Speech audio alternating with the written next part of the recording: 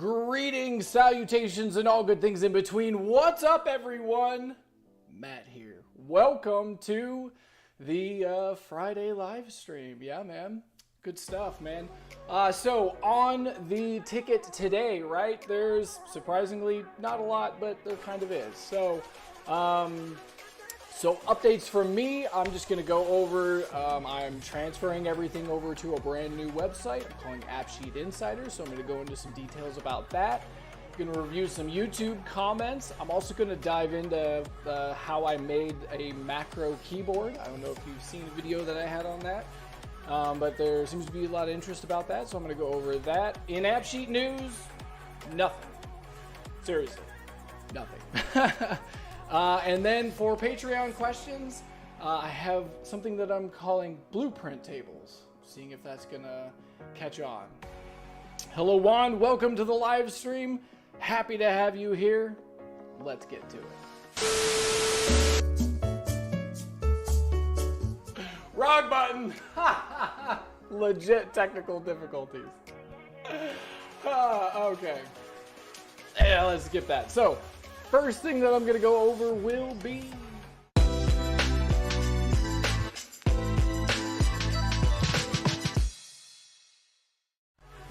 that's too funny, isn't it? So, what's new with me? Basically, I really don't have a whole lot of updates for you guys about what's going on with the new website and all that, other than I'm decided that instead of kind of putting all of that on my website, MultiTechVisions.com, I'm gonna instead move that over to its own thing that I'm calling AppSheet Insider. It's a domain that I've had for a while. I wasn't really sure what I wanted to do with that. I just kind of like the name. You know what I mean? That's a pretty cool sounding thing. So this is what I'm gonna do with it, is I'm gonna move all of those auto tables that I have a whole bunch of like training things, the a la carte learning, all of that stuff. I'm going to move over to AppSheet Insider. And then the idea would be, you know, it's not just me then. I'd kind of like to open that up to anybody else. So if you have ideas about training programs you'd like to create, if you have little tricks and techniques that you've created that you can do inside of an AppSheet app, you know, not like one thing, but it's like, well, you got to have a table, and then you got to have slices, and you have to have actions, and you got to do it, and you want to do it, right? When you have all of that sort of stuff, right? A whole bunch of these really clever things. Like some people have come up with some really clever, like dashboard, really clever quick chart integrations for creating graphics and things like that. And so like my idea is like over there, that'd be like the place where you got something like that. Cool, we put it together, make a little money over there, right? Be open for everybody. I'd like to do other things where we could do like, you know, little blog type things. If somebody wanted to write some kind of like blog post or whatever, I'd be down for something like that. Yeah, you know, I don't know. I'm just kind of open. I want to do like interviews with insiders, if you will. That'd be kind of fun. I've done a couple with a few people. It was a couple of years ago that I like first came up with this idea and kind of did some stuff to try it. And it was pretty fun. It was all right, but it needed some work. Been working on it. We're gonna get there. So anyways, that's what's really going on with that, is I'm just kind of moving it all over there. It's not really up. It's still, I got a lot of technical fiddly bits that I got to figure out. Hopefully next week I'll have a little bit more concrete things for you. Maybe you'll be able to go through and check out some of the free stuff that I got available. But that's really all I got going on my side of things. Other than that, let's get to some comments.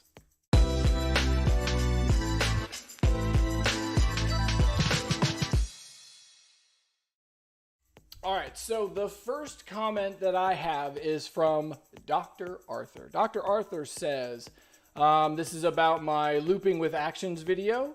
He says, if I can make this a little bigger. Yep, there we go. Perfect. Hi, amazing video. Everything works perfectly fine. I can automatically add new rows with new data with the loop. But, yeah, there's always a but, right? There's always a but. But now my sync process takes forever. What may be the reason for the stalling of sync to the data source? Okay, so this is really kind of coming down to the difference between client side and server side. And this is really kind of a big thing inside of AppSheet, depending on what you're doing. Looping is the one hyper specific scenario where you have to do it client side most time, because so what do I mean by client side? So when I say client side, I mean, so in traditional programming, web design, things of this nature, that's where this terminology comes from. And so server side is obviously right on the server. Client side is on the person's device. So we're talking about my phone, we're talking about my PC, whatever. And so in AppSheet, it's the same thing. You have server side and client side. Client side is the device, so like my phone that's running. You could almost think about it more in terms of like localized running. The main difference between client side and server side as it relates to AppSheet is that client side can run serial executions, where anything that runs on the server is going to run in parallel. There's no way to make that run serially except for if you do, okay, Steve has some really clever ways of forcing that to do what it does by manually changing a value that starts at 0 and then it goes to 1 and 2 and 3 and 4 and 5. And through that method, you can force automation to go through things serially like that. But generally, when you execute a loop, or you try and, if you took your looping action and you tried to run it through automation, it gets stuck and it doesn't work. It's because it's executing your actions in parallel, meaning you've got a degree of parallelism for your account. I have a core, so mine is 4. If you have the enterprise, it's 10. Woo, yeah. If you have the standard, I think it's just 2. And so what that means is it's okay, when you're looping something, right, we've got to take this one action and we've got to do it how many times, right?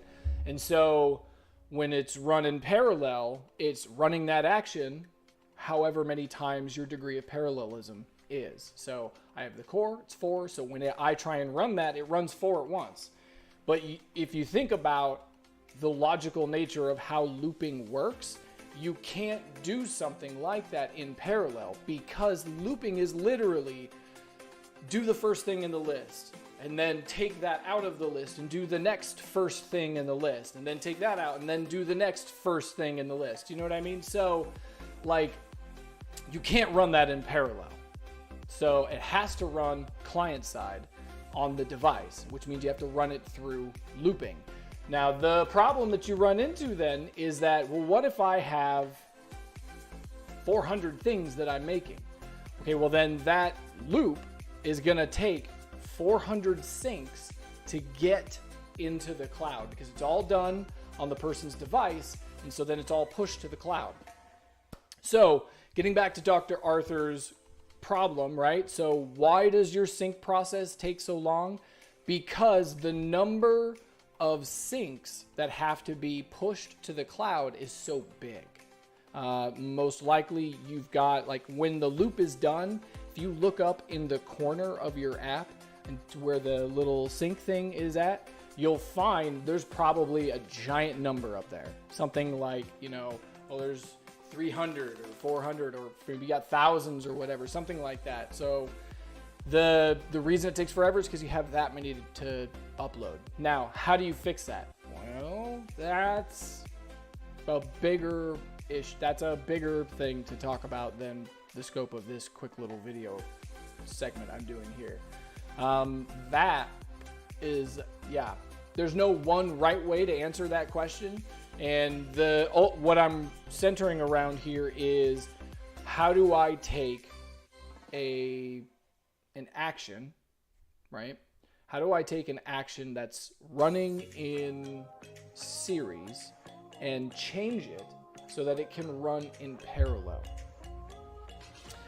Just to kind of give you a gloss over of what has to happen, what you need to do in order to make that work is you have to get the action that you're trying to execute built in such a way that you can execute it from any context, and it doesn't matter, it can run by itself. It doesn't rely on taking a master list and subtracting everything that's done and then doing the first thing on the list. Like, it doesn't rely on that.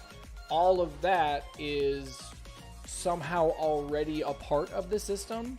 And so, like, what you're really trying to get to is like, here's a record, here's an action, execute this action on that record, and that does something. Maybe it creates a record, or, you know, whatever it's supposed to be doing, it does that. And I need to be able to do that for any of these records from any context. And once you get it to that point, that's when you can say, hey, here's a list of records, execute that action on all of those. And since the action can execute in parallel now, right? It doesn't depend on anything else. I can do each one all at the same time and it'll work. Since it's in parallel, then that's when the efficiencies of AppSheet start popping up, and you don't have the problems that Dr. Arthur's running into, where like now I've got to wait 400 sync things, you know what I mean, for it to get to the cloud.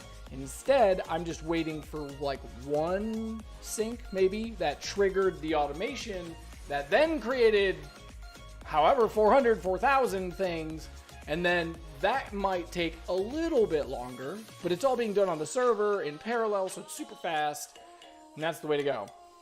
In the future, I'll make a video that's it's on my list, because that topic, the changing an action from serial execution to parallel, is a big thing, requires a lot of like foreground knowledge about the AppSheet platform that you have to have a complete and firm understanding about, with lists and references and dereference lists and and how the efficiencies of things work. And anyways, a lot of ins and outs. And so before I could really talk about that, I feel like I'd want to at least address all of the stuff that you have to know before I talk about all of this.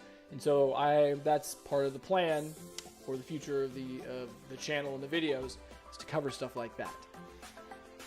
Okay, next I have another comment in here. Yeah, so the next one is all about my macro keyboard. This thing... Yeah, so I put out a little teaser, little video, and this is actually the old one, like that you can see on this clip here, this thumbnail. It's actually the old one. Yeah, so I made a macro keyboard because I realized that I was doing formulas a lot. Like, that's where I spent the majority of my time, realistically, was inside the formula space. Because I'm doing show ifs everywhere, actions, views, you name it, right? Columns all over the place. So I'm always in the show if formula thing, or I'm in the required if thing, or I'm in the display name formula thing, or I'm in the action condition formula thing. I'm always in a formula thing, right? And so then I was like, well, and I'm always typing, you know, select whatever, whatnot, index whatever, whatnot. And so I'm like, okay, there's got to be an easier way to do this, right? So what I did is I started looking for macro keyboards, because I'm like, yo, it's like 2016, 2017 when I first started looking for this stuff. I'm like, man, it's 21st century. Come on, there's got to be a solution for this, right? So I started looking, and I found a whole bunch of different macro keyboards, and I was like, oh, we'll just see what's up. And so the first one that I bought is this little guy right here. And yeah, it worked, but as you can guess, right, there's only 5 buttons on here, so you can't really do that much with it. And then, like, what I was thinking I might be able to do was be like, okay, well, maybe I could like layer things to where, like, you know, maybe I could do like a combo button where like push and hold this and do that, and it maybe does something else, right? But still, there's only 5 buttons on it, so upgraded. I upgraded to one that's got, I don't know, what is this, 3, 6, 9, 18 or so buttons on it, 24. The problem with both of these is that they are built on 1980s technology.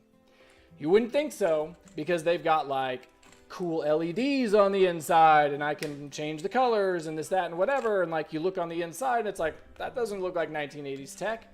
No, it's not. It's absolutely not. This is 21st century tech. Yeah, However, the fundamental software, like the interface between these things and the computer, hasn't updated since like the 80s or 90s. The way these work is it's literally just a keyboard. Like just like a regular keyboard. You don't need just like your regular keyboard. It's just one of those.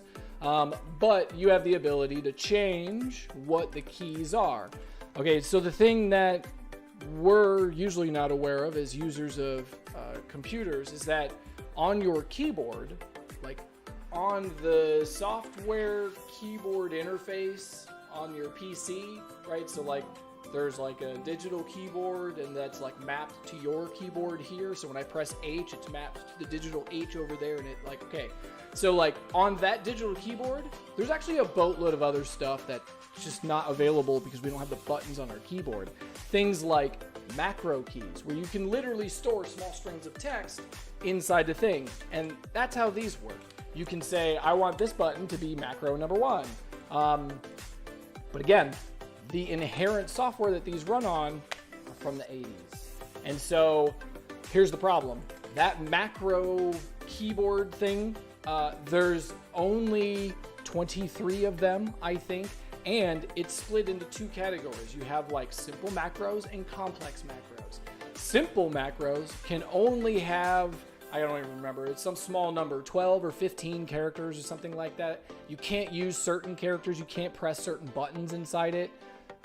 Yeah, so it's super limited, and that's half of them. The other side is complex ones, where then you can get into things to where you can put in pauses, you can put in waits, so like and you can do special key code combinations and things, and you can do a lot of stuff, but it's only half of them, and it's the small half if I remember right. And so it's like you're limited, right? Because each of those macros, like on 12 of them, I could only do like 24 characters. I'm trying to like put in a formula that's, you know, a big thing. Definitely more than 24 characters. So what do you do? All right, so then I started looking, I'm like, okay, there's got to be a 21st century solution for this, right? Totally. And so we're going mobile. So what I got here, oh, and I just broke the camera with bumping it. Yep, hold on. Let me see if I can't get this to work real quick. This camera's always so finicky. Come on, camera, come back. Come on, camera, where you at? I can't. So if I deactivate it and turn it back on, yay! So, here we go. What do I have? So this is a macro keyboard that you can get. This is a 3D stand. It's a it's a stand that I 3D printed, sorry. But this guy, right, is it's a macro keyboard. It's a kit that you can get from Adafruit. It's actually back in stock. It's been out of stock forever. Yeah, this thing is amazing. So it's got a little rotary encoder up here. It's got obviously all these buttons with different colors, and you can assign what color each button should be. There's a little screen that you can then tell like what is each button on the thing, right? Okay, so the way that this originally, the original setup for this is, it's all right. It's not fantastic for the things that I wanted to do.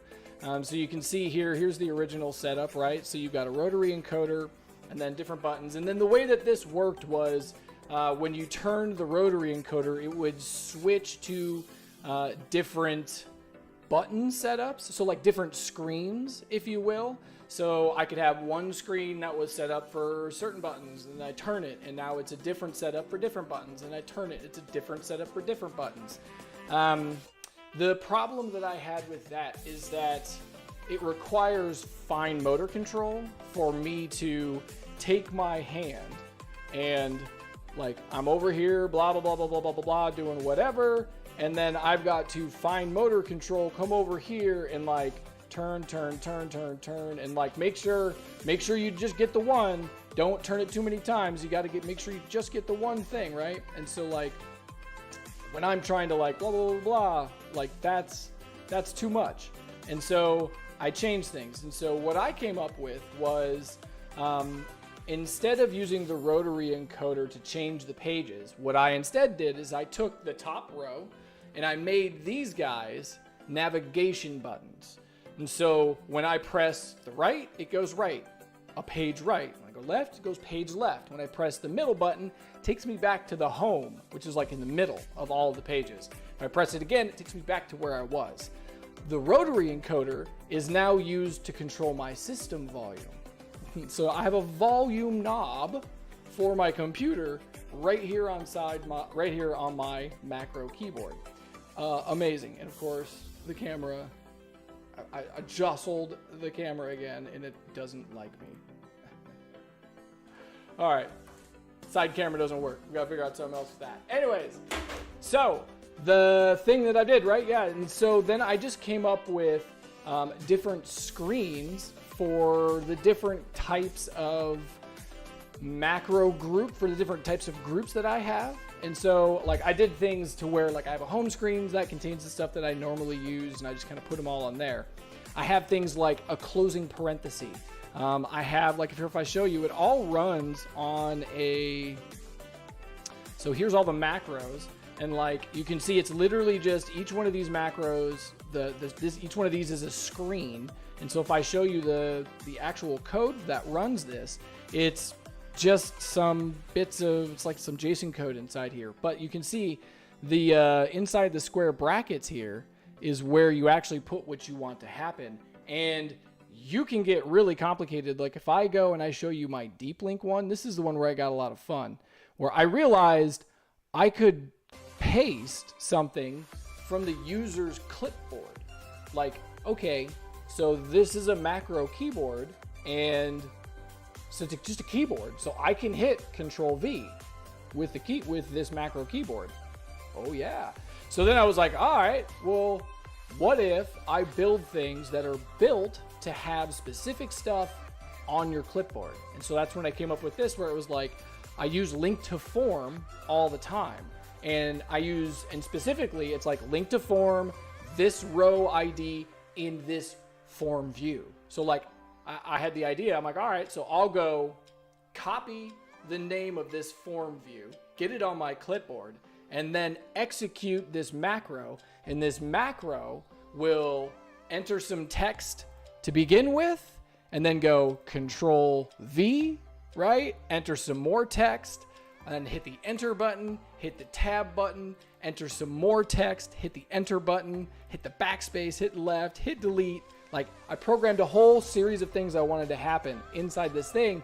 And the result is like when I press the button, and I have the name of the form that I want to go to on my clipboard. It's just like, and I have a little space holder that all I have to do is fill in the ID column that I need to, I'm trying to go to a link to form for this row or whatever.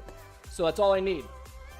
Anyways, all right, that was enough of me ranting about this. Sorry, I got a little, this is a lot of fun. I also use it to control my live streams. So like right now, all these camera switches and everything.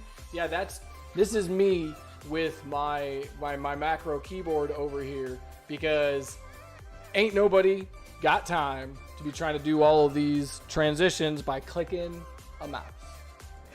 Ain't nobody got time for that. That's what I'm saying. All right.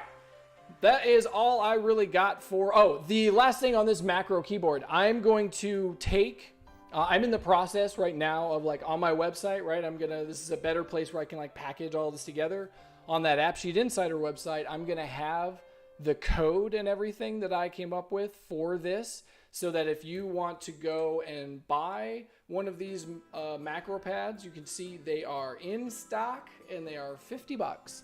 It comes with everything that you need in order to get started. It has like all of the little plate stuff. It has the switches. It has keycaps, which you can change if you want. It's got the actual circuit board. It's an all-in-one nice little thing with the screen and everything. So like all you got to do is kind of assemble the back plate things together, push the keys, the switches into place on the board, put your rotary coder on it, you're done. I got the little stand that I 3D printed to kind of angle it up because it sits flat on your desk. So like I wanted mine like this.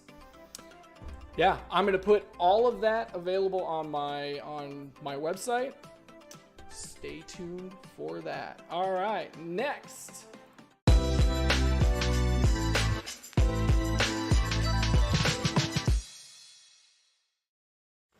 AppSheet News. So what do we have in AppSheet News? Nothing. Literally. Nothing. Not a single release at all has come out in the past week from AppSheet. Not an announcement for something, not a feature, or not a like a release thing where they're like, hey, we did this, where we rolled something new out or what. Nope. Nothing. And so this really kind of highlights, if you have anything that you think is worthy of AppSheet News, this is what this time is for. So if there's no releases or anything from AppSheet, there's nothing special coming out, and I haven't come across anything clever in the world that I thought I would share, I got nothing for this section. So when you find something out in the wild, there's a link down below for a Google form. Head down there, fill it out, be part of the newsroom. That's all I got. So the bulk of this is going to turn into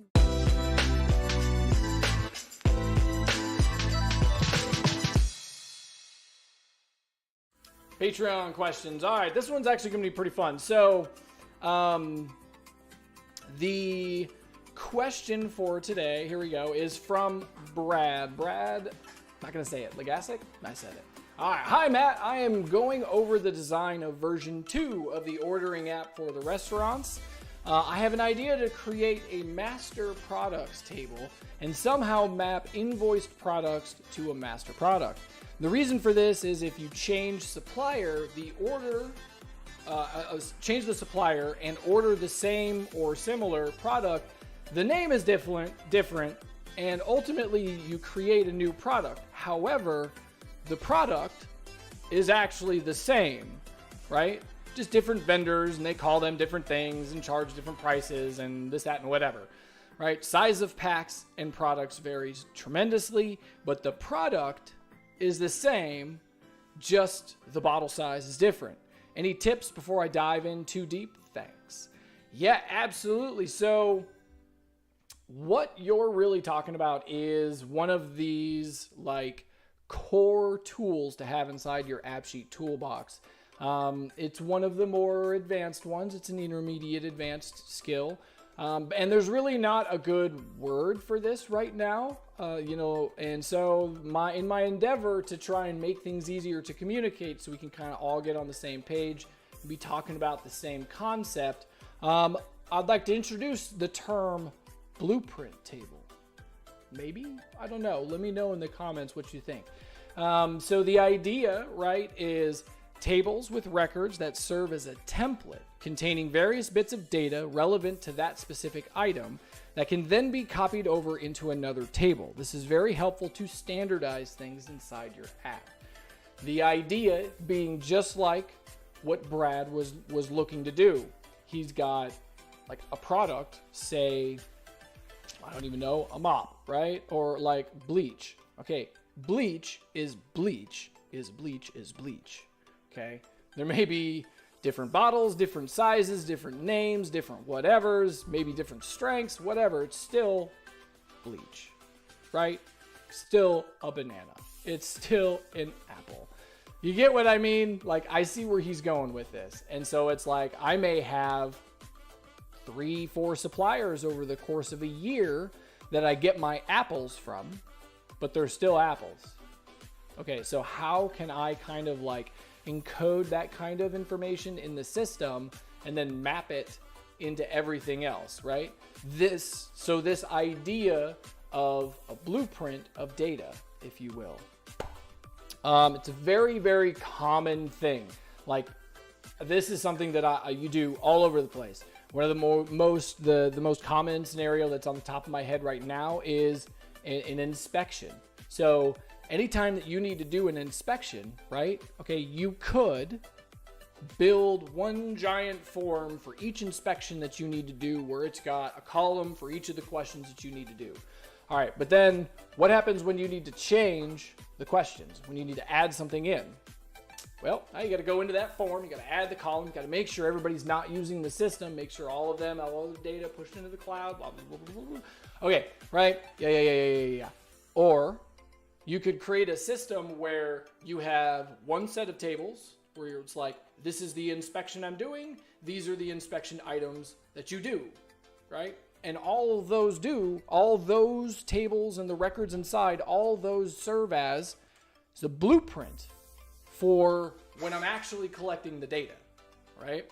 I'm using the word blueprint because AppSheet uses the word template for what they call their sample apps. So in order to avoid confusion, like in my mind, template is now a reserved word specific for AppSheet, because in the AppSheet world, right, if you're new to the AppSheet world, you're going to be exposed to the word template, and that's going to mean in your mind sample app, which is that's how I verbalize it. So I want to avoid that term. So this is a synonym of that, man. Blueprint was just the best one I kind of settled on. I'm curious to hear what y'all have to say. Let me know in the comments below. But this is a standard thing where, like, I have an inspection with inspection items, and then I have another set of tables that those are my actual data collection tables, which contain the information, this person, like this place, this time, this end time, this inspection, right? So that's where it actually records all of the actual data that we need to know. We can speed up the process and make it dynamic by creating that sort of blueprint table ahead of time that contains the records of the items that we need to do in that child table. And that gives us the ability to then say, well, I'm doing inspection number 1, and then the system can say, cool, inspection number 1 has 5 things. Do number 1, now do number 2, now do number 3. Yeah, and then that sort of setup is ported over a bunch of different ways in order to make a lot of different functionality work. It's the same. You'll hear me say it a lot. You'll hear me say it a lot. Like AppSheet apps are like ice cream, right? There's a whole bunch of different flavors of there's a whole bunch of different flavors of ice cream, which means like the ingredients are different, but the ingredients aren't really different, right? You got sugar, you got milk, you got whatever else you put inside your ice cream. And like same thing with an app. You've got tables, you've got columns, they're referenced, connected together. You have actions that do stuff. You have views to look at them. And it's just, what ingredients do you add inside? What's the flavor of your ice cream? Still ice cream. So that being said, how am I going to get this across? So the thing that I want to do is for the rest of this video, I'm going to take my, I have an alternative order sample app that I've got. I'm going to take that and let me get this open. All right, here we go. This guy. So I'm going to take this and actually maybe I have one started.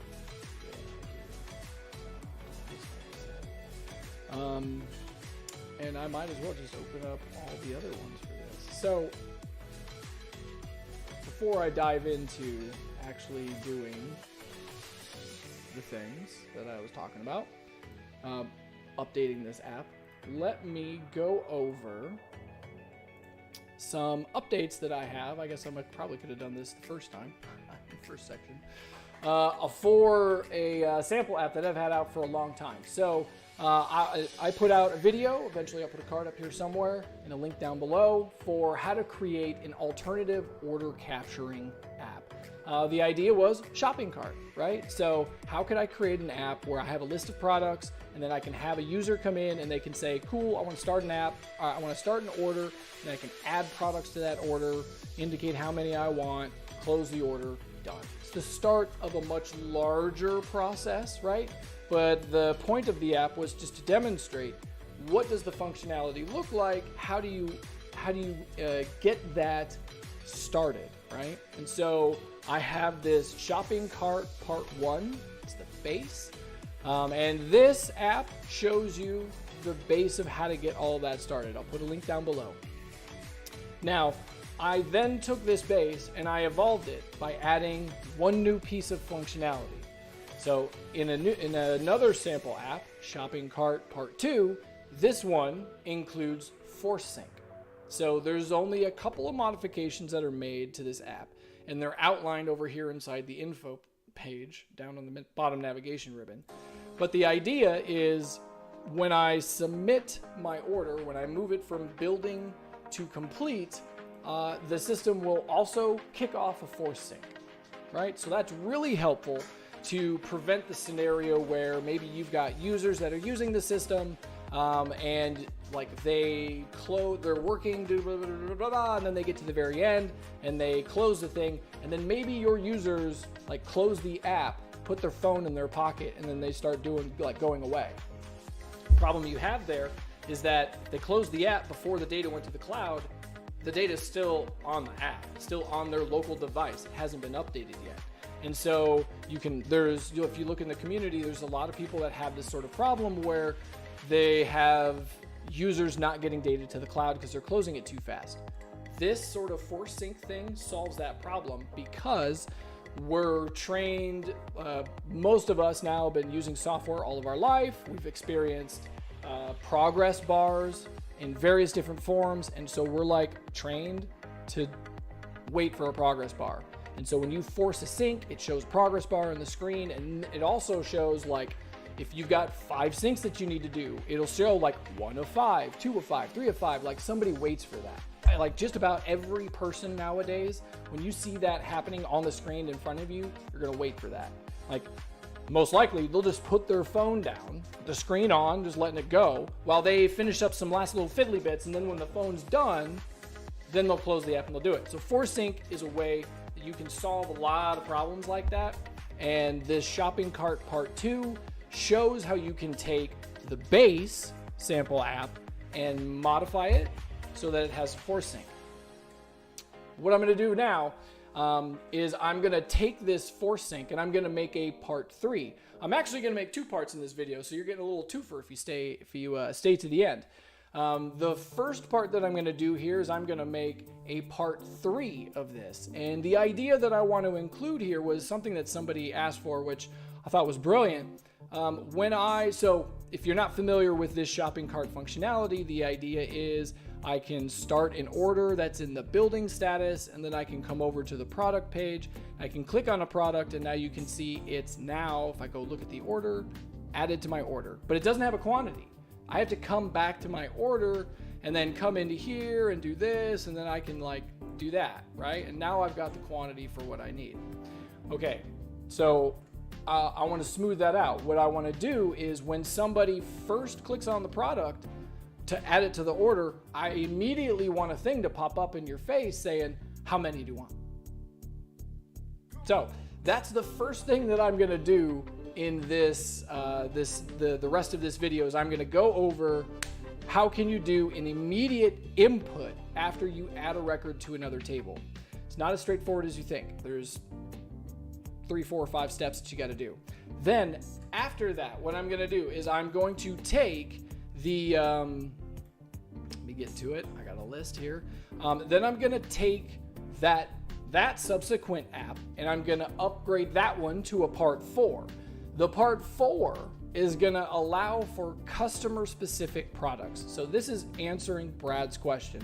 How can I make some sort of master table and then like company specific, the records that we use in the system? This is how you do it. It's a 3-part process with some of them have various steps, and those steps usually have various steps inside them. So this could be a bit of a longer video. Stay with me. We'll get it done. The first part that I'm going to do though is I got to take my shopping cart sample app here, and I've already made a copy of it for this purpose over here. So I'm going to upgrade this app, which right now it sits as just a straight clone of the Force Sync app. So I'm just going to close those, get them out of the way.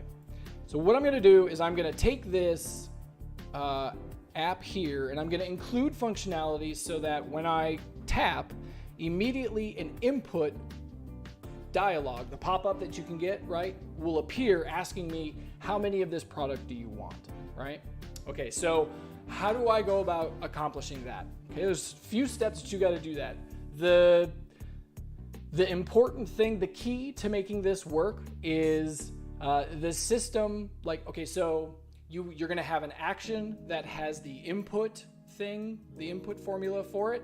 So you've got that, so that's a single action. And then like the idea is I've got to execute that action on the last item that was added to the order. So the first thing that you really have to do in order to get this process started is you have to know what was the last line item added to the order. A whole bunch of different ways you could do that. Where are you going? Another way. Always another way. Always another way. The way I prefer to do it is to use the list that you have in the order, whatever your parent is, right? You've got a list of child records. I prefer to use that. And you can put them in order, or you can just rely on the natural order that they're in, whichever you want to do. Depends on the scenario you're doing. And you just pull the last one out of the list. It's actually really easy.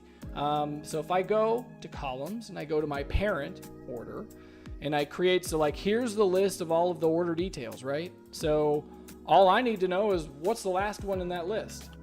All right, this is really easy. So if I go, first thing I need is the name of the column. So I'll just come here and copy it. So I got my new column. I'm going to call this last order detail item, right? So my formula, this is where the magic of index comes into play. So what I'm going to say is I'm going to index out of this related order details, count related order details. Okay, if you're not familiar with index, if you're not familiar with the syntax of index, there's two parts to it. The first part is you provide it a list. It could be a list of anything. It doesn't matter. A list of numbers, decimals, list of pictures, list of objects, list of text, list of whatever. It doesn't matter. The second part is a number. The number means, okay, I have a list. Say there's 5 items in the list. The number is what number item do you want out of the list? So if I put the number 4, it's going to give me the 4th item. If I say number 1, it'll give me the first one. If I say count the number of items and then give me that number, okay, well, if there's 5 items, it's going to give me the 5th. If there's 10 items, it's going to give me the 10th. If there's 552 items, it's going to give me item 552. So it's constantly giving me the last item. The thing here is that this is a hyper efficient way of doing things because it doesn't rely on max row. You could use max row, but if you dig into how max row works, it doesn't work the way that like a SQL Server system would work. When you execute a max row on a SQL Server, like there's an index that the SQL Server, the person that made the server had to build this in, right? But there's an index on that table that says this is the last item. This is the first item. And like, it's that easy. The system already has it. All you got to do is just say, all right, give me the last one. Boop, done. So it's built into the thing. In AppSheet, it's not. And so what happens is when you look into the back end, like the actual code of like, well, what's the actual formula that it's running? If you look in the, like the audit records and everything, it's a nested select statement. It's saying, select for me whatever table you said to select from, where select for me, blah, blah, blah. It's like, yo, mate, you can't do that. Especially if you're gonna have thousands of records, can't do that. That's where this solves all of those sorts of problems.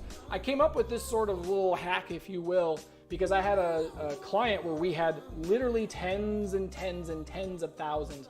We were approaching hundreds of thousands of records, and we needed to get what was the last one for like thousands of records. What's the last child record for thousands of parent records? You can only imagine the amount of calculations. I had to find a way to make that more efficient. This is what I came up with. This executes dumb fast. Dumb fast. And it gives you the last item out of the list. So you hit save, you can see this, it automatically detected that this is a reference to the order detail. Sure is. But I don't need this to be a hard reference like this. If I left this alone, it would create a reverse reference of all of these orders inside the order detail. I don't need that. I don't need that reverse reference for this. I really only need this so that I can know what the ID is, and maybe if I want, I could dereference some information out of it if I needed to later. So the thing I'm going to do is I'm going to change this from a reference to an enum base type reference to the same table. I'm going to hide it because I don't need to see it. This is literally just like a system thing that I'm using. I'm going to hit done, hit save. Okay, so now on my order table, I have a column that holds the ID of the last order detail created.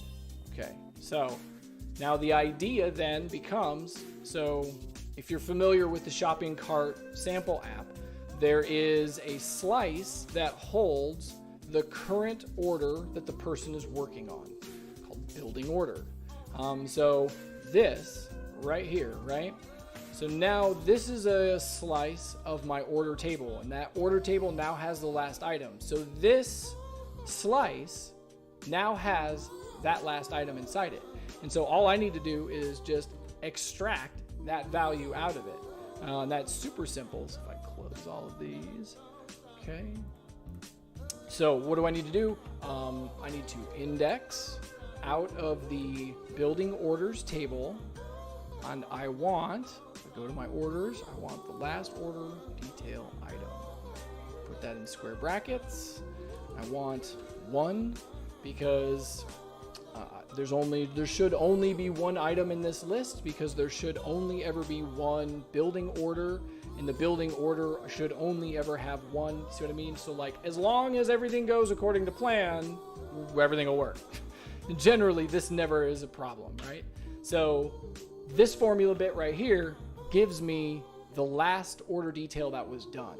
And since it's in a slice, it's basically like a global variable. So I can put that formula anywhere, and it's gonna put that formula anywhere, and it's going to extract that piece of data no matter where. That's the beauty of slices. They're like global variables. So now what I can do? So now that I have this, so that I can access, well, what was the last item that was done? Now I need the second part of it, which is the input to get the quantity, right? So I can actually use this in a couple of different places. Like, I'm actually going to put it here on the building order detail for, like, when I click on this record, instead of going to the detail, if there is no quantity, I would like it to ask me for the quantity first. And then once I fill the quantity, then when I click on it, then I want it to go to the details. Getting advanced. All right, so how do we do all of that? First part that I need is the actual action that's going to execute the input part itself. And so that's just a simple data change action with the formula input on the column that we're trying to change. So I'll show you how to do that really quick. We've got, go to behavior, we create an action. It needs to be on the order detail table. I always name everything, like that's usually the last thing I do. It's usually generally easier to come up with a name for your thing after you've filled out all the details. Just, maybe it's me. All right, so order details record, you go to do this, set the column value. The value that we need to do is the quantity. And what we need is input, right? And if you look at the syntax for that, what you do with input is you give it a column, and then you give it what should the default value be when we drop into the sort of dialog box that appears. What default value should be inside that column when we're in that view. You with me here? Let me know if you have any questions or if I'm losing you in the comments. I am watching, just so you know. So input this, and the thing that I want this to default to is nothing. So I'm just going to put 2 quotes right there. Wait for it to validate. Okay, well, oh, maybe let me check. Does this work yet? Nope. So let me check the document. Maybe I have to put the name in quotes. In fact, I'm probably pretty sure that's exactly what I have to do. Let's see if that validates. There it is. Yeah. And FYI, yeah, this is in beta, so use at your own risk. I'm kind of liking it, though. I'm thinking it's dope. It's getting better and better. It's getting smoother and smoother. It's getting more and more robust. So this will create a dialog that says, what do you want for this quantity? And it's going to start with a blank value. So in the quantity, you could make it required, too advanced. Don't want to do that right now. Don't want to do that right now. So here's my action, right? Quantity detail. Detail quantity with an input. Now, I don't need to see this, so I'm going to hide this guy so that I don't see it. Now I'm going to give it a name. You might be familiar with my naming schemes. Set quantity to input. Yes. And then I'm going to also put a condition on this to where this should only run. No, you know what? I'm going to leave this alone because so I was going to put a condition on this so that it would only run when there's nothing in that value, when there's nothing in that column, right? So like it only worked the first time essentially. The problem that you could run into with that, like I found over time that limiting things generally is something that you should leave to the very end, to the very, very, very end of stuff. Same thing for like the views. Up front, you should spend time making your views look like you need them so that it's easier to work on your app and you can see the data that you need, but you should also show everything at the bottom because you don't know what's still hiding down there that you actually need. But like all of these sorts of, well, I don't need to see this at this point, I don't need to see that at this point. Generally speaking, you should save all of that sort of functionality and everything to the very end. At least when you're at the beginning right now, leave all of that off and just let it go. The reason why I'm second guessing it here is because if I left this, if I put a condition on this so that it only runs this sort of set quantity input dialog pop-up when the value is empty, then I can't use this to change the value if there's something there, right? And so now I start thinking, all right, if I want to do it that way, then instead of this input defaulting to blank, what I really want this to do is I really want this to default to, is it still on my clipboard? No. I really want this to default to whatever value is currently there. That work? Hey, it's exactly what I want. So I want an input for the detail quantity where it starts with whatever's already there. So if it's blank, it's blank. If it's 2, it's 2. It's 400, it's 400. Now I can use this single action to not only set it the first time, but then I can also use it to change it if you want. Kind of like that.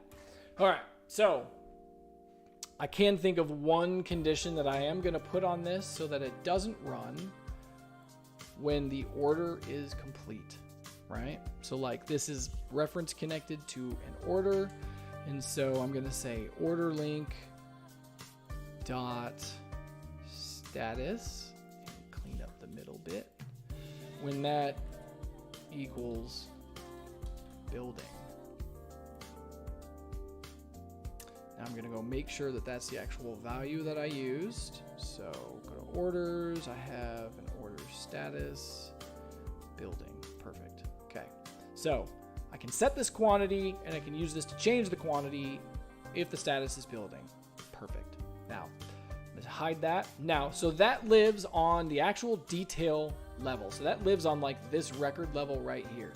Okay, so now one of the things that I wanted to do was when somebody clicks on that specific record in this view that we're looking at right here. So I'm looking at the order detail, which is the parent. When they click on a child and the child doesn't have a quantity, I want it to execute that input thing. Otherwise, I want it to go to the record. Okay, there's 3 things you need in order to make that work. The input part, right? That's the one I just built. I also need 2 other ones. I need a deep link navigation. So that's an action that will take me to the detail view of the record that I just clicked on. I have to have an actual action that does that, and I also need a group action, a composite action that executes both of those. And so then I have to have conditions on either of these so that they don't execute at the wrong times. So let's go and do the first part, which would just be the group. So on the order details, I need it's down here at the very bottom, execute a sequence of actions. And again, I can hide this. I don't need to see it. And so the sequence is not going to have any condition. This is something that's like, it needs to execute every time you click on that row. So I'm going to place this sequence action on the event action of when you click on this row over here in the view. I need that to happen every time. You know what I mean? It's the actions inside this stack. Those are the ones that need to have the condition. So this is going to be like tap order detail. And like for this one, I actually like to use a finger. It's easier to spot, pull out. This is that tap action. So what do I want to do? I want to set the quantity, right? And so this runs as long as we're in the building status. Okay, so I'm just going to copy this. And I'm going to change these little, I'm going to change the little bits. You'll see why. View, order, detail, in some view up there. So first thing I need is the name of the view that I want, which is, well, it's right here actually. So if I just click this, it'll go to the detail view, come down here, I can copy it, and I can use my browser back button, take me right back where I was. Isn't that awesome? Yeah, and we can do that. Drop that in there. So now view order detail in order details detail. Nice system name. The thing I need to do is go to another view within this app. The target is link to row, and the row is this order ID. It's the ID of this record, and I want to go to that view. Wait for it to validate. I always wait for it to validate. Boom. And now the reason I copied it is because now all of this stuff is already set where I need it, and this is basically set where all I got to do is change this to, don't know if it's complete or completed. That's where you go look. Complete. Okay. And then I can just use my browser back button to get right back where I was. All right. So this runs when it's complete. So now I'm going to add that into this. So now when I execute this tap action, what happens here is both of these actions fire off, the ones inside the stack. But each of those have their conditions on them, so only one will fire off at one time, because you're never going to have an order that's in both of those statuses. They're mutually exclusive in this way. So now I take this composite action. Let me shrink things down. I take this composite action, and I need to put that on the view event for this guy right here. So I come into here. Okay, so the easiest way to get to that inline view, right, is like I'm here on the parent level. Click the view button for that child view. It makes it full screen, and then you can come down here and use the view link to get to that view. And so the thing that I want to do here is I want to take over the event action. So if I scroll down to the behavior section, we have this row selected. Change this to my tap action that I did. I'm going to save it so it propagates. Okay, so go back here. When I'm looking here, you can see I've got this quantity that needs to be updated. So when I tap on it, boom, shaka laka. I would like 50, please. Thank you very much. Now I can tap it again and get 50 again. Okay, I'm going to leave it at that, because there are some more advanced things that you can do to make this a little nicer, make it a little more of a robust interface. I think at the beginning of the stream I talked about like, oh, well, I'll make it to where if there's nothing there, you can do it the first time. And then after that, don't bother. I'll save that for another video. So this sets up so that I can click on it and I have the quantity thing. So now, essentially what I need to do is that when I click a product here, I essentially need to execute the thing that I just made on the record that I just made. Do you get with me? Like, I just created a system of actions to where I can click it and it'll give me an input dialog. I need to execute that on the record that I make when I tap something like that, right? So I'm really doing two things when I tap on this thing. I need to create the record and then execute that action on that record. How do you do it? So first off, you gotta pay attention to the table context, because that determines where your actions have to live in order to execute off. So like this list of products, if you come down here, you can see the table link is the products table. So I have to have an action on the products table that says execute the thing for that, execute the quantity update action for the record that I just made, right? That has to live here on products. Okay, so we just come here, go here, new, it lives on products. The thing that I need to do is I need to execute an action on a set of rows. It's going to be on the order detail. And this is where, at the beginning of this whole thing, I put together this little formula right here. So I'm going to copy this. That's where this comes into play.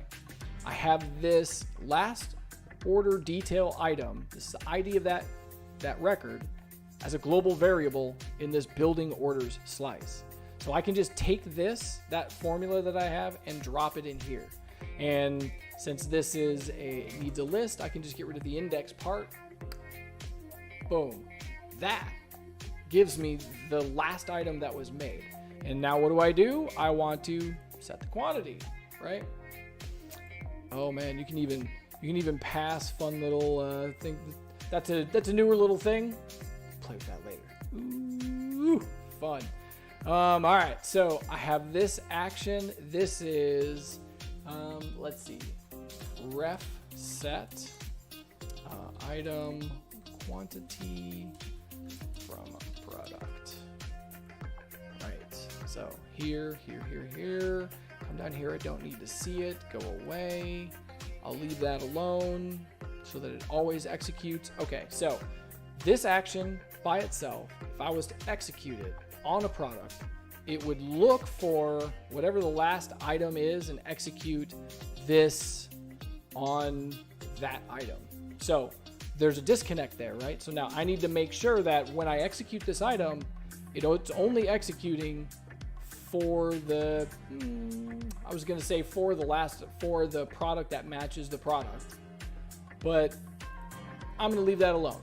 Again, see, there's all of these like advanced little things that you can do to kind of solve little holes and to automate little things and just like rounding off the edges. There's little things you can do.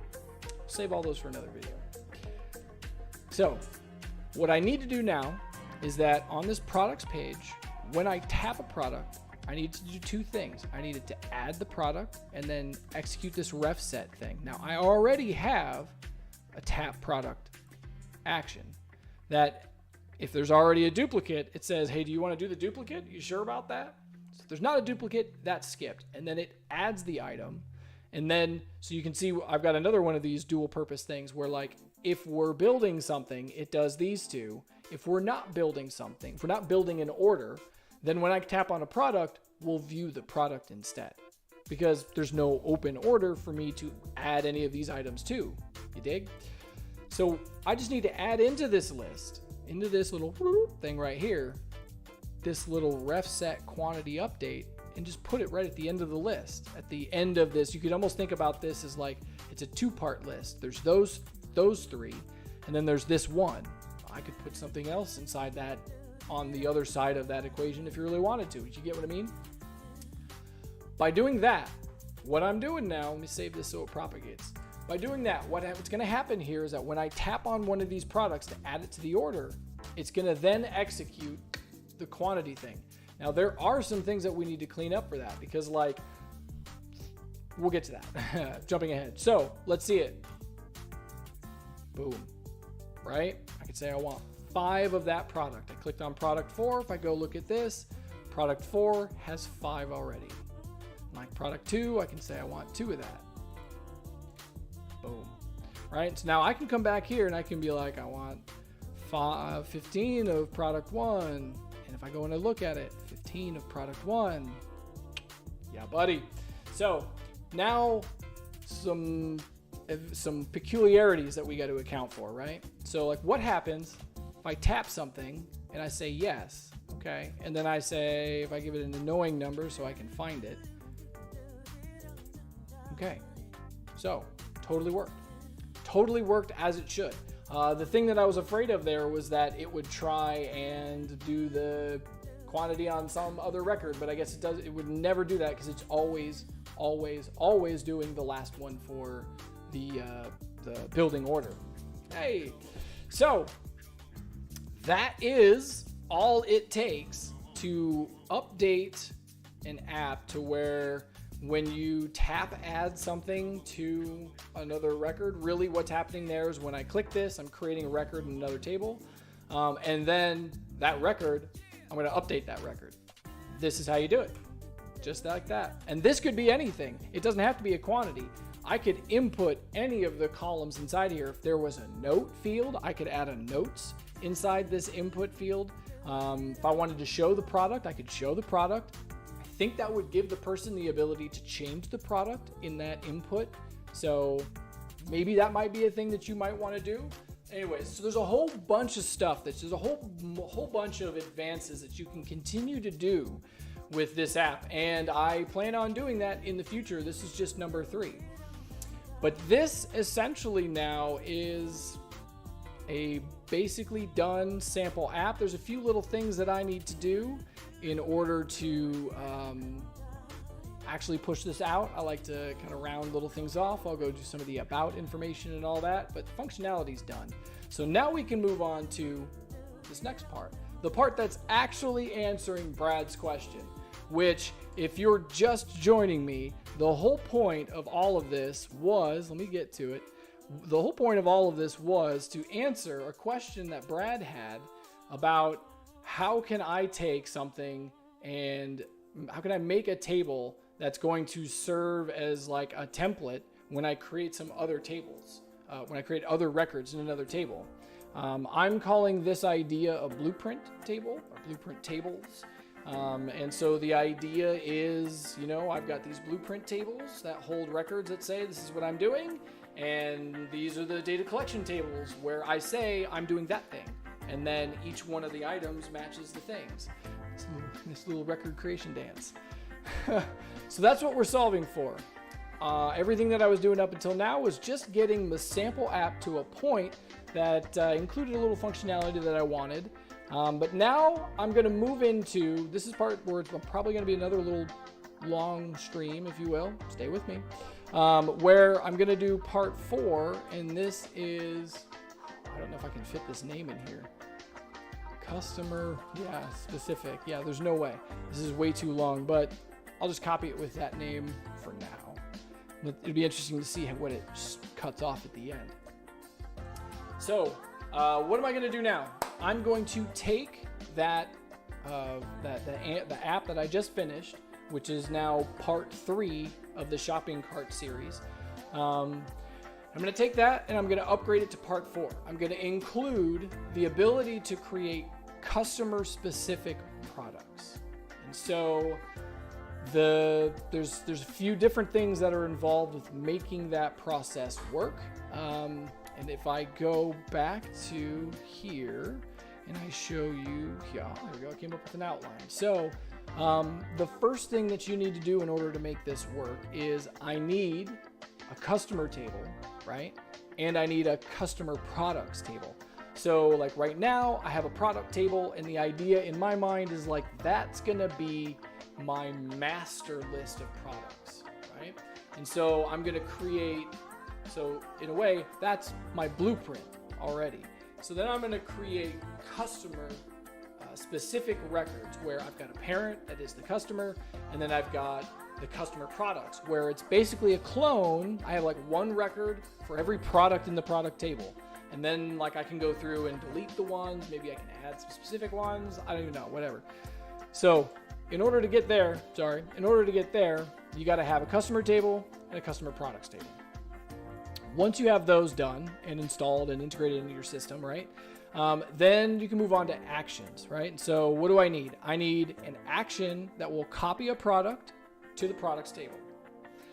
Then I need another action that says, okay, for all of the products, execute the action that I just made. the one that makes the product in the product table and the customer products. So like take all the products and clone them over there. 2 actions to make that happen. Maybe you need more, I don't know. See when we get there. Part 3 is automation. So the idea is, this kind of harkens back to what I was talking about earlier in the stream about serial versus parallel execution of actions. I'm coming at this from the mindset of I'm not going to loop through these things. I want to create them in a way that I can execute them in parallel so that I can say, here's a list of products, however big it is, and just over in, and like automation will do all of that, however many it needs to be, and it'll be really, really fast. That's the way that I'm going. So the build methodology in my mind is parallel execution. And so like when I say in part 2, step 3, that I need to create an action to copy a product to the customer products, when I'm thinking about parallel execution, that's what I'm focused on, is I need a way to where that action, the one that actually makes the clone, I need to be able to execute that in parallel, right? Because then I can say, cool, yeah, however many you got, go at it, Haas. And you've got however many degrees of parallelism that you've got. I got a core, so it does 4 at a time. If you've got an enterprise license, think about that. It does 10 things at once. And then even better, if you got the enterprise license, you can then throw that data inside of a SQL server, which takes data so much faster than the Google Sheet API. And so, like, you know what I mean? It does 10 at once, and the actual data collection system is faster. So like enterprise is like, it's expensive, but it's so worth it. It's not even funny. All right, let's get to it. So part 1, the first thing that we need to do is, this thing should be, yeah, it's done. Okay. First thing that we need to do for our app is we need to add some tables to this thing. So I'm just going to come here and go to the source. We need to do a customers table. So customers, right? And then I need a customer products table, right? And okay, so I'm going to grab my template table, this one. Oops, that guy. There we go. And I'm going to throw it here just because the templates are awesome. Which I guess I need to stop calling them templates because that's a reserved word in AppSheet now. These are auto tables. Gotta get that in my head. Auto tables. So, all right. Little cleanup. Freeze row number 1. This should be page 1. All right, and just a little bit of cleanup on my tables because I am particular. Let's see. Customer. On the customer table, what do I need? I don't need to know, don't need to know, don't need to know, don't need to know, don't really care. Don't need to know, don't need to know, don't really care. Don't need to know, don't need to know, don't need to know, don't really care. Yeah, don't need this either. Yep. And that's basically all I'm going to keep. And I'll keep the sensible ID, but I think this formula doesn't work. I think it's broken. Something inside here, a little code thing breaks the code. One of these forward slashes or backslash or something breaks the formula. I think it's, yeah, this forward slash. It breaks the system when it tries to encode that, when accepting the no parameters. So this needs to be customer ID, right? So we got like customer name. Yup. Fill in the blanks later with anything else that you want. It's not really, you know what I mean? Like when you get to these like high level tables like this, there's not really that much to do. Like that's it. I just need to know what's the name of the category. That's it, customers. And then like in here, this is where it gets a little more. So this is page 1. Page 1. We will shrink this, group that, bold this. I'm going to leave customer products just with that. Yeah, same thing here. I don't really care about any of these. They're not that important. not that important, not that important, not that important. Like, all right. That is the standard workflow that I do whenever I'm starting a table. I use the standard starting template auto table. Got to come up with a better name for that now. Yeah, that's it. Like, I dump it on here, delete the columns I don't need. So this is going to be like a customer link. Yeah, so that references it to the customer. So I'm just going to say customer product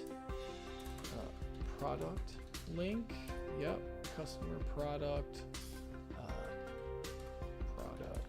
name. Yep, product cost, I guess. Yeah, you can start filling in the blank with everything else that you'd want. But that's the general idea, right? Is I reference connect this to the customer, I reference connect this to the product, and then like from the product over here, I have a name, I have an image, I have a description, and a barcode. Okay, so I'm gonna copy those into my customer products table. Right there. And then I'm gonna grab my little thing, throw that. Oops. Not what I wanted. New keyboard, still trying to get used to it. Customer image product, customer image description, customer product barcode. And make those bold. And same for font. All right, so the idea is, right, it's link to the customer, link to the product, then we just dereference all that in there, and we can do something specific for this, some specific piece of information for that. So this is a customer product ID. All right, now that I got my tables made, I'm going to add them to my app. I guess I will enter these really quick. Customer setup. Don't need that one. And then I'll set this one up. This will be customer product setup. And I don't really need that. Actually, no, when I think about it, I do kind of need that. I need this to say something like, use this form to enter specific information about a product from a client, from a customer, something of that nature. Okay, now, got the tables made, time to add them to my app. Back to AppSheet, refresh the page. Got to refresh the page in order for AppSheet to catch that you've got new tables, and even then, yeah, see, it didn't catch it. This is a perfect point for a helpful hint. If you ever find yourself in this particular issue, sorry, the thing to do, right? So like I added tables to my data source here, but when I come back to the app, it's not catching that I have new tables. How can I prevent this from, I finally got them, okay. If you go back and refresh, usually eventually it'll eventually catch up. But there is a trick that you can do that will make this to where you don't ever really have that problem. And that's you gotta keep an extra sheet inside your data source. Literally create an empty sheet, keep it at the end, don't put anything in it, just leave it empty.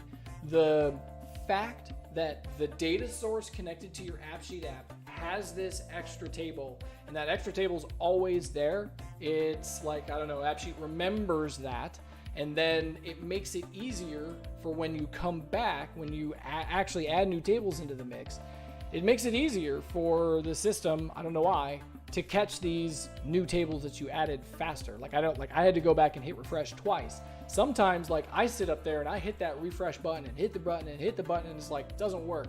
And I'll close the tab, I'll go over to my apps, open a whole new editor screen, doesn't work. Hit refresh, hit refresh, hit refresh, doesn't work.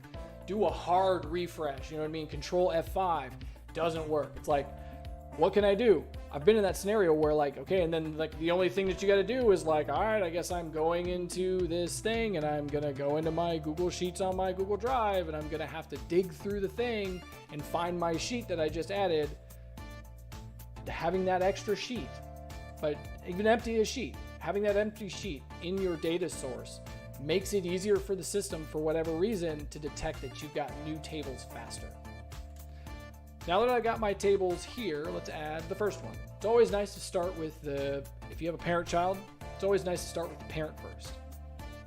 So we've got customers, go into the customer setup, and let's see, I'm gonna change this from a name to a text. I'm gonna make this required. I'm gonna clear that, I don't wanna see it. Now the ID formula, yeah, stuck to unique ID. That's not what I want. I actually want this to use a common sense ID, yeah. I want it to take the customer name and clean it up, get rid of spaces, do all the special stuff. But I want the ID of the customer to be the ID, to be the name of the customer. Just kind of makes it easier when you're in your database and you're trying to track something down. It's kind of nice having a sensible ID value at some point in your hierarchy, so you can at least get like a touchstone, you know what I mean? Like it's a grounding point where you can be like, okay, it's at least on this customer. Okay, so I've got a customer table. Everything's done for me. Beauty of auto tables. Let's add customer products. Okay. Customer products. So the customer link needs to be a reference to the customers table. I'm going to make it as a part of that. Customer product needs to be a reference to the product table. Right. And then the product name, we'll just make this text. Yes. Make this required. We have an image, whatever, description, whatever, barcode, whatever, product price. Yeah. Okay. So the thing that I need to do here, so I'll save this so it propagates. That way I can use my reference and the formula will validate. So what I need to do is like the idea is when I create a record in this table, I need to grab all of the details from whatever product you said that this is supposed to be for and pre-fill those into this customer product page, giving you the ability to change them if you want, right? Because maybe the description is different, maybe the image is different, maybe the barcode is different. And that's kind of like the whole point behind this sort of blueprint table is I've got details in one table that are generic details, right? Name, image, description, barcode. Like maybe it's just the name of the product, right? It could be as simple as just that. And then then I have this data collection table it uses the blueprint table for the details to populate records inside here. So what I want to do is I just want to pull over all of those details. So I'm going to copy that, and then I'm going to create a dereference formula. And I'm just going to go to my product table and get, what do I need? The name. Copy it here. It's far easier sometimes, right? So that is the basic syntax of the formula that I need. So I'll select everything, copy that. I'm just going to drop that in each of these columns here, because they all need the basics of that syntax. And so this goes into the same principles of, like, if you're familiar with, there's some construction techniques of like you complete all of the jobs with the same tool that you have in your hand. So like if I have a hammer, do all of the jobs that require me to hammer something. If I have a screwdriver, do all of the jobs that require me to use the screwdriver before I switch tools, because it's generally, you can find efficiencies doing that. It's the same topic here. I've got that syntax formula on my clipboard. The only thing I need to change is the last little bit. So put that wherever you need to put it, because it gets 90% of everything done. Now, all I need to do is go in here and change the last little bit. So like this is supposed to be the barcode. So I'll just go to my sheet where I'm dereferencing information from. In this case, it's the products. Grab the name of the column that I want, throw it in the last bit over there. That one's done. I go in here. This is supposed to be the description. Come over here, grab the name of the column, drop it in there. Done. Go to the next one. This is supposed to be the image. Grab the name of the column. Done. Done. Like, that's what I'm talking about. That's where I'm really trying to get to. I'm a 2-click type of person, where like it needs to be like, okay, we're done, cool. Like you can get that way. It's just about finding these efficiencies. All right, now when I create this record, I have to feed it, right? A customer and a product. That's it. So I'm gonna make those two required. Based on the product that I feed this table, right? So like when I create a record, I have to say it's this customer and this product. So when I'm feeding it a product, it's going to take that product and pull out the name, image, blah, blah, blah, blah. And the only thing that's left is this customer specific column that I included for cost, right? And like, I'm not going to make that required. I'll leave that empty. It doesn't matter. So we got everything that we need in place. So now what I can do, so this, if we go back to our, where's it at? Here it is.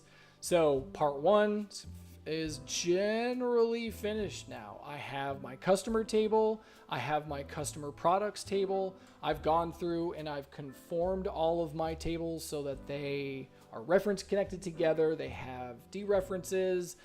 You know, you could go through and finish rounding this off more. Like these are all obviously system column names. So like if I wanted to show that column, I'd want to come over here and give this a nice name of customer. You know what I mean? And like I'd want this one to be product, and I'd want this one to be name. You get what I mean? Like this is the last little thing that you could do. You can go through. That's usually one of the last bits I do, is to fill those parts in to make it look nice. All right. Part 1 is finished. So part 2 then, what are we gonna do? Now we're gonna move on to actions. So we gotta create some actions that say, we got a blueprint table, take whatever record is over there and copy the one record into that table over there.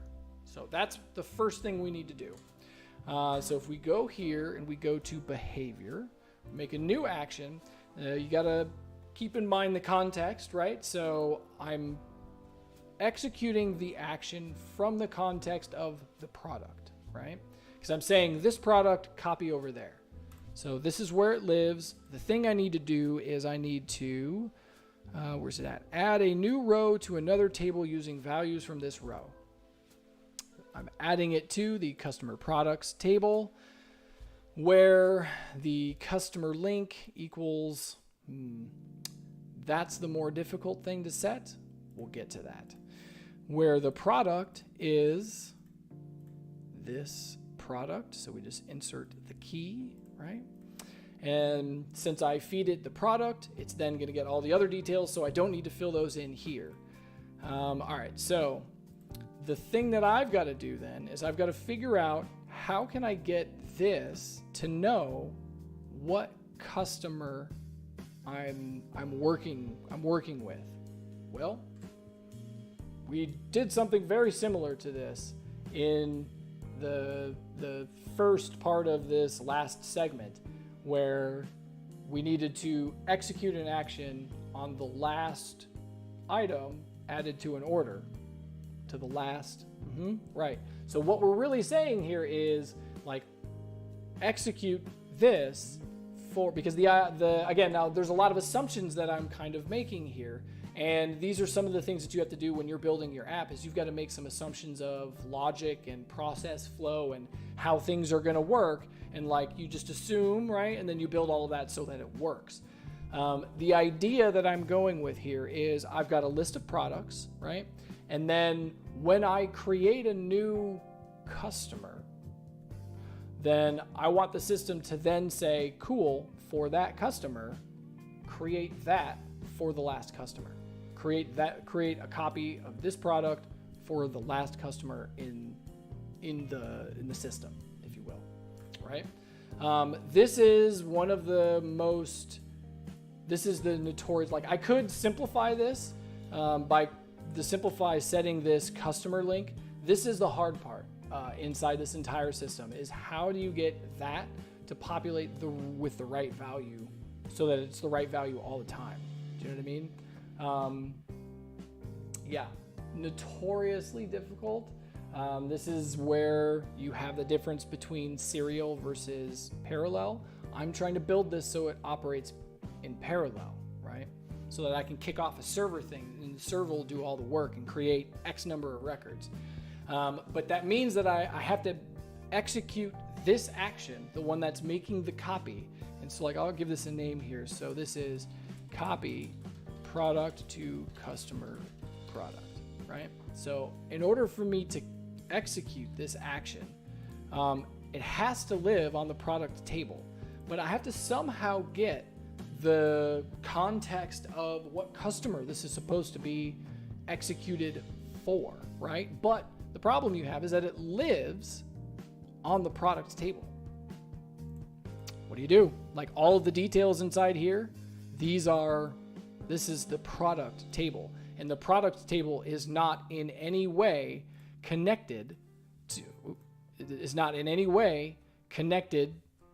the customers.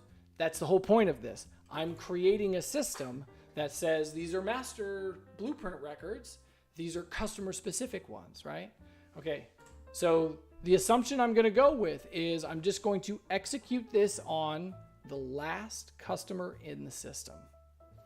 So then like the idea is customer one, as soon as I create it, it'll copy them all over. And so like if I was working backwards, right? Like if I was establishing the system after I had already implemented a whole bunch of customer records or a whole bunch of customers already, then the thing that you got to do there is you got to go through and you got to backfill all of this data, because you can't run this action because it's only like forward moving, if you will. There are other ways that you can do this. They're many and varied, right? Where are you going? Another way. Always another way. Many and varied, always. So the thing that I'll do is, in the future, I'll come up with some other videos that show how to kind of take this bit and expand it in a certain direction. Like, I want to do this with that. Okay, you can go that way. And then I want to do this. Okay, you can go that way with it. That's actually kind of the idea of the a la carte learning that I'm putting together on my new website, is that you want to know how to do one specific thing. So instead of having to buy all of it, you can just buy the one specific thing, and that'll start you on that trajectory. Okay, so moving forward with the assumption that I'm going to execute this on the last customer that was entered into the system. If I go back to my action, and here we go. So the customer that I need to do, what I can do is I can just say index for me, go back to my tables, all of my customers, and the customer IDs, and give me count, right? This bit. Count the number of customers. Same thing that I did in the last video, right? Where I say, hey, count how many is over there and give me the last one on the list. Same thing. So I'm doing that over here. There we go. To grab the last customer inside the system. Now, again, you have to make some assumptions on how people are going to use your system. You have to make decisions about where somebody can create a record. Like, so can they create the child record when they're looking at the main detail view of the child record? Or can they only create child records when they're looking at the parent detail view with the inline view? Is that the only, or do you not want them to be able to create them there and only, see what I mean? So it's like, you've got to make some decisions about how do you want your functionality in your app to work, like moving forward. Like, okay, I'm going to lock this down so that they can only do this here and only these people can do it. And like, put that in your head and then just think about like, okay, that's going to be in place in the future. And so that won't happen. I won't have problems with these, but you got to kind of project that ahead while you're building, right?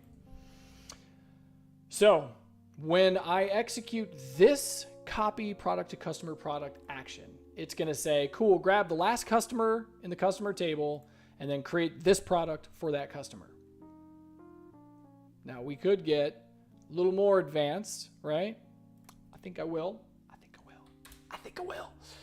Get a little more advanced. We can do something to where it could be like, okay, if I go and I get this formula here, right? So this grabs for me the last customer in the table, right? That grabs the ID from the customer. Okay, well, You know, the thing I could grab, if I go to the customer table, the thing that I could grab is this list of customer products.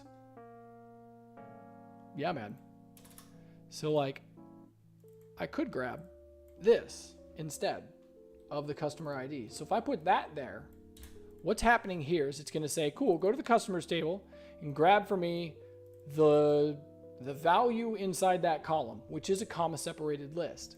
So it's going to grab the last one, customers, funny. And what I need to do now is I need to take, so the problem you'll have with this setup is I'm grabbing this syntax, it's a dense thing. This syntax right here, this little part, just this bit right here, that is a list of lists. And so when I pull the index of that, when I pull and use index like this, it'll get me the list. But most of the time, it's not in a list form. It's actually in a text string form. So you have to format it first. So the thing that you do, what I usually do is I go the long way, concatenate. So wrap the whole thing in a concatenate.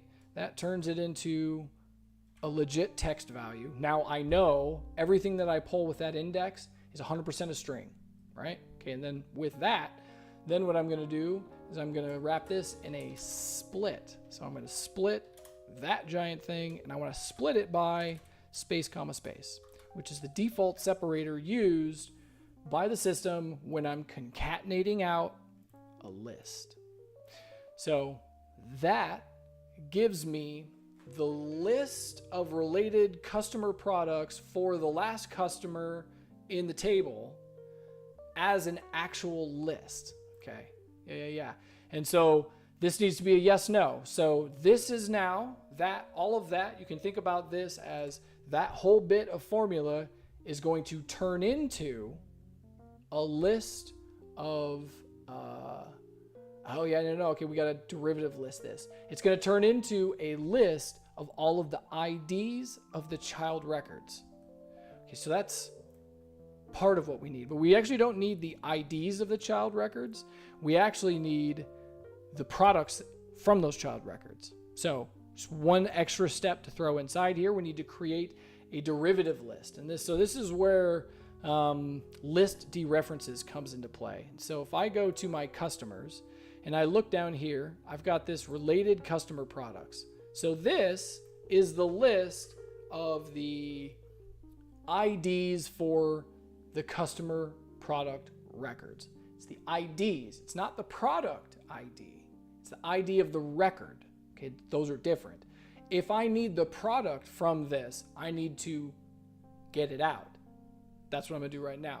And that's where list dereferences come into play. So I'm going to copy the name of that column. I'm going to come here. I'm going to create a new column where I say, go for this list of customer products, list for me the product. And when you're doing a list dereference, that's what this is called. You don't do the dot in the middle. You do the dot when it's a single thing. When it's a list, you don't. And so now this is a derivative list of all of the products. You can see the system picked up that this was a reference to the products table. So I'm going to call this customer, I'm going to call this created customer products, right? I'm going to hide this because I don't need to see it. I'm going to save it. Okay. This list is a derivative from this one where whatever customer products are created, this column now contains a list of the actual product IDs used. Okay. Now, if I go back to my formula that we were working on, that kind of broke, it's broken right now. I come inside here, right? So instead of pulling the related customer products, what I really want to do is I want to pull that column that I just made. I want to pull this one. It's a list too, but it's a different list. This is the list of the actual products. So if I put this inside there like that, okay, now all of that you can think about this now, is that all of that formula bit turns into a list of products for the last customer in the customer table. Okay. So it's the list of products that were created for that customer. So now what I can do is I can just say in this so you got to remember the context of this action is the product table.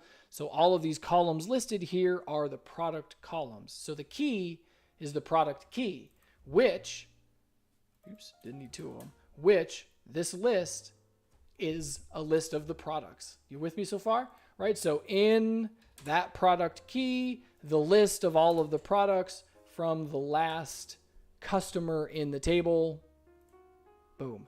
So not, and wrap that in a not. So this action should fire off when this is not inside the customer's created products.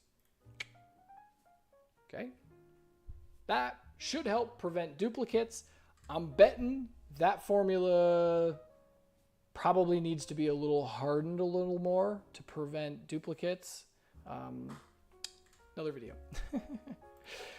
So I have my master product copying action, if you will, with theoretically some logic on it so that it doesn't do duplicates. So now the idea is, if we go back to our list of what we got to do, right? So we're in part 2. We just did number 3. So now that we've got that, now we need to do number 4, where we need to create a ref action to create a copy of all of the products. So this is the action that creates the copy. We now need to execute this on all of our products. How do we do it? Come up here, we make a new action. Now, this action needs to live on the customer table, right? Because the idea is, again, like I'm coming up with assumptions of functionality and assumptions of interaction. The idea is they're gonna go into the customer form, add a name, save, and when it saves, I want it to create all of these products, right? So it's on the customer table that I need to kick things off. So that's where the action has to live. And so what I'm saying is, on the customers table, I want to execute an action on a set of rows. I want to execute the action, the table that I want to execute on is the product table. The rows that I want to do is all of the rows. So I go here to products, grab the product table name, put it there, come in here, grab the key. So that right there gives me a list of every product key in the product table. So on all of the products, execute copy to customer product, right? And then the idea is this action is going to add the product to whatever customer was the last one, right? So it's kicked off from the customer to create them all.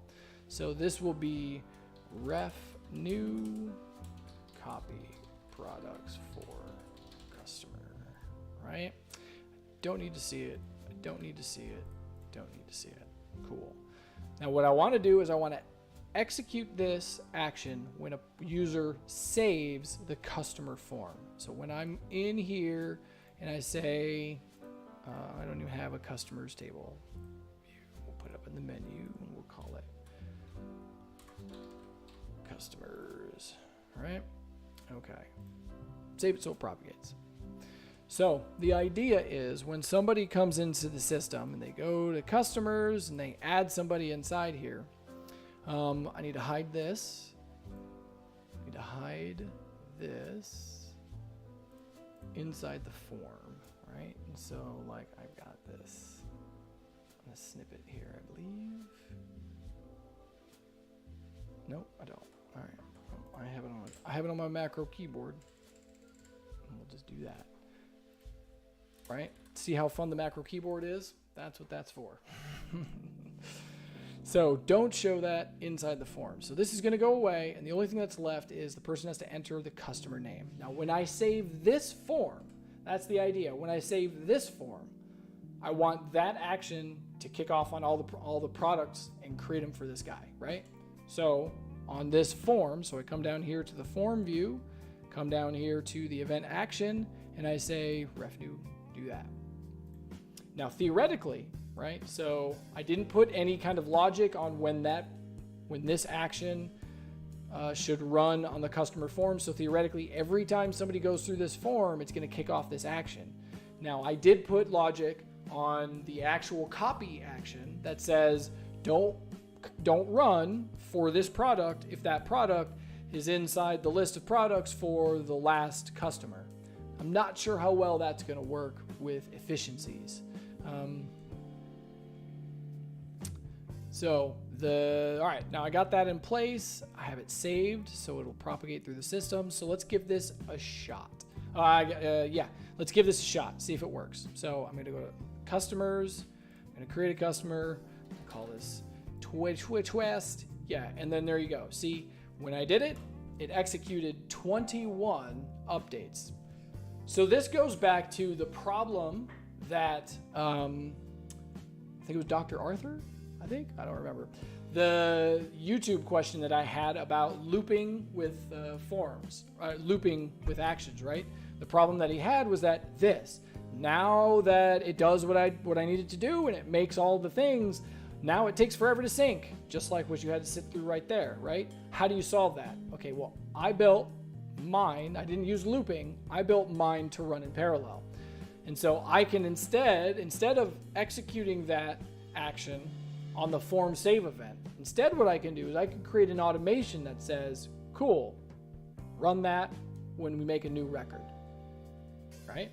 And then that way, you actually don't ever have the problem of what I was talking about just a couple of minutes ago about when somebody comes into the forms and saves it again, it's going to kick that off again. You don't have that because now automation is taking care of that because it only runs the first time when you add a record to the table.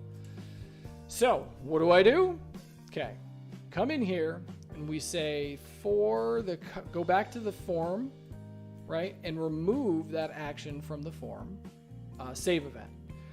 So this just goes back to auto so that when I save the form, it just saves the form. Cool. All right. The thing you got to do now is you got to go to automation, create a new automation. And I'm going to say this, copy products to customer products, right? And then the event is a new customer record. And if I wait for that, see, it'll usually catch what I said and fill it in right. So adds only to the customer. Perfect. So when I create a new customer record, what do I want to do? Copy products, right? And this is where I want to run a data action. And the action is ref new copy products. Just like that. Now this is going to do the same thing that I had it do the first time. Like when I went through and I created that customer, right? It's going to do the same thing where it's going to create all the products over, but now it's going to do it through automation. And so instead of having to sit through all however many syncs to get pushed into the system, now I only got to sit for one, but there is one caveat, however you say it. There's one downside to this. You have to wait for the server to give you the results because now all of those records, they're not being created on the device. They're being created by the server, which means in order for me to get the data that's being created, I have to wait for the server to finish and I have to wait for the server to give it back to me. That's kind of the key. I have to wait for the server to give it back to me. So that's where like when you're dealing with, I need to take this blueprint table and make a bunch of things over here. That's where like there's a whole bunch of things you got to take into consideration on how you're going to go forward with accomplishing the blueprint copy, right?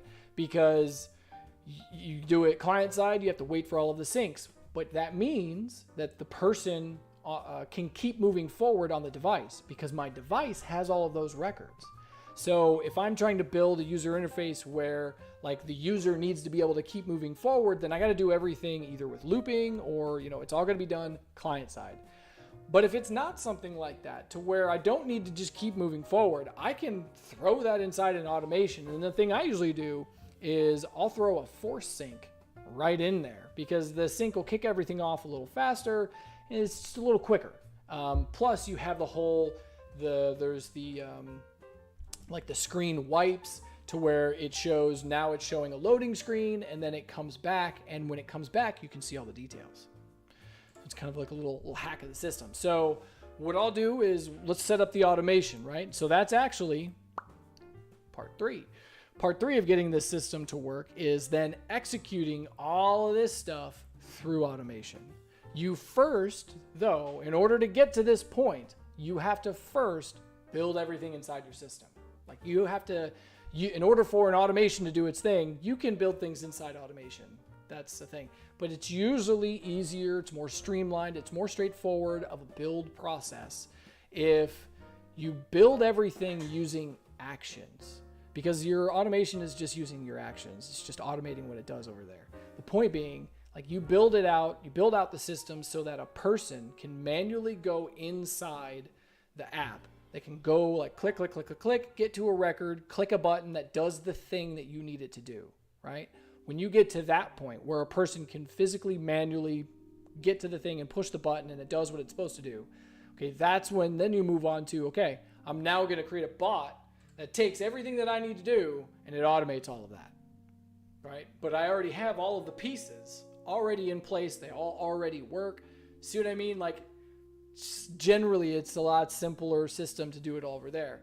That's why I have listed here as part 3, automation. You take what you just did and automate it. Let's do it. So I have this action that I want to run. I go back to my behavior, right? So this action that runs when a new record is added to the customer table. Okay, so that's the part that you can think about that as like part 1. That's the thing that's going to create all the records. Now I want to kind of speed up the interface and do a force sync inside there. So that's nothing to do with automation. That everything to do over here. And so the idea is if I go here, I go here, right? Okay, so now if I look at this product, if I looked at this customer, you can see a list of all the products. Yay. So the idea is like when I'm here, I enter in something, I hit save, it's gonna force sync, and then I wanna drop the user in the detail view of the record they just made. So I need the name of the view. I need an action to take me there, right? So first get the name of the place you wanna go. Copy that, then go to behavior, create the action on the level that you need it to be. So I'm on the customer table and I want to go to another view within this app and I'm trying to link, you know what, I'm going to use my thing. I'm trying to link to row, customer details. Yes. You see how fun that macro keyboard is? And now all I got to do is say, what ID do I need to go and put it in the ID place. That's what I'm talking about. That's going to take me to the detail view of the customer record. Okay, so this is a sync customers. And I'm going to throw the name of the view in here. Sync customers and like customer detail because that's where we go, right? I don't need to see this, don't need to see it, needs to go away, hide, cool. Okay, so now I've got this action that runs through automation, and I've got this one that I want to run when I close the form. So I can go back to my customer's form and say sync customers. So when I save this, it kicks off a sync, which then drops me into the customer detail, which will look like this. Because when I add the record, it's going to kick off the automation that's going to copy all of the items, all of the products into the customer product table. So let's see if it works. Let's see if it works. So if I go to, so we've got 20 products, okay? So if I go to a new customer and I say, yep, I want to create a new customer for Matt, hit save, didn't kick off the sync. Okay, why didn't it kick off the sync? Let's go. Now you see it's waiting and there's no customer products. As soon as this finishes, and then you see it's taking a little while. Now it's doing one more background. There it is. Like they're there. It's just, that's why I want to kick off the sync, because then it's not like, well, what's going on? What's happening? I thought I did the thing. Why didn't I do you get rid of all of that sort of cognitive dissonance that your users go through when you just put a force sync in there. But why didn't it kick off? So here in the form, sync customers detail, right? And sync customers detail true. Link to row. Oh, I know why. Because I didn't put the force sync stuff on there. I got that on here. There we go. Duh. Gotta put the code in order for the force sync to work. My bad.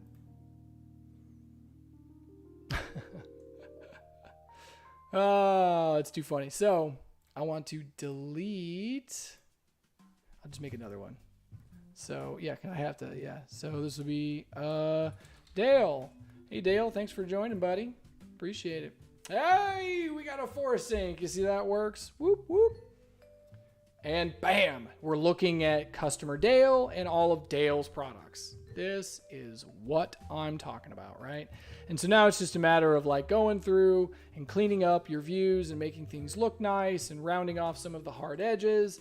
Since this is a sample app, I'm going to go through and add some instructional bits that say this is how this thing was done, and drop a link to this live stream section where I went over this. Basically took me, I'm not sure when I started doing this. It was after 11, I think. So it took me maybe 50-ish minutes to do this. But that's with me talking about a lot of stuff in between. Realistically, creating a system like this is pretty straightforward. The hardest thing to tackle is how do you connect the child records to the right parent? That can become increasingly difficult to do. The way that I did it was I just assumed that we're just gonna run on the last customer that you made, and that's just how it works. If you weren't gonna go that way and you wanted to build a system that was more robust, if you will, right? It's a process in order to do that. It's not hard. Like, generally speaking, all of these things that you have to do inside of AppSheet, they're not hard. It's just a series. It's like a collection of a whole bunch of little things. It's like, oh, well, I need this column, and I need this column that depends on that column, and then I need this action to look at that column, and then I need this action to only run based on something inside a slice over there. In order for the slice, I have to have this column over here. But it's like each of the little things is actually a really easy little thing. It's just there's like 50 things all together, right? And so you're looking at it from the perspective of, oh my God, there's 50 things. Holy crap, what am I doing? This is too much. But in reality, it's just like, I just do one little thing here and one little thing there and one little thing there and one little thing there, and whoop, there we go. Check it out. The hardest part, right, is what I was circling back now.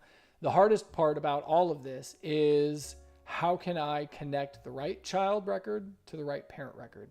And so if you're going to try and create a super robust system, the way to do that is you create like a flag on the parent. Now this is where if you have the standard starting template auto table, that has that little back section where it's got the update column, it's got the automation trigger, and form type. That's where those two extra columns at the end really come into play. They're really, really helpful to have. They're just two extra text fields that aren't used for anything, that really just kind of give you space to where if you need to do something for that record, you have a space to do something. In this case, what you would do is you would use one of these extra columns to flag the parent. And so the idea then becomes for the whole system, right? Like when I save, so if we just kick off from the same thing that I'm doing here, where like when I save the form, it kicks off the thing. Okay, so like when I save the form, I would need to flag the parent. I need to isolate that parent in a slice. And the slice is like the processing customer, right? And so then the idea is that like I literally have a flag that I set a value that says processing or whatever, right? And so then I have a slice that holds that. And then now, because I have a slice holding a single record, it's essentially a global variable, right? And so then I can just base anything that I need to do off of that. Now I've got it available anywhere that it needs to pull. And so instead of doing the thing that I did here, where when I, in this ref new action, when I'm actually creating the copy, right? So if I go and I look at this copy product one, that's the actual one I need to look at. Where's it at? Products, copy, here we are. So instead of doing something like this, where I just say, well, just grab for me the last customer in the list, right? Instead of doing that, I would change that to that slice that I would make. So the idea is I flag the customer and then flag the customer, hold that into a slice, and then anytime that I need to connect something to that, there you go.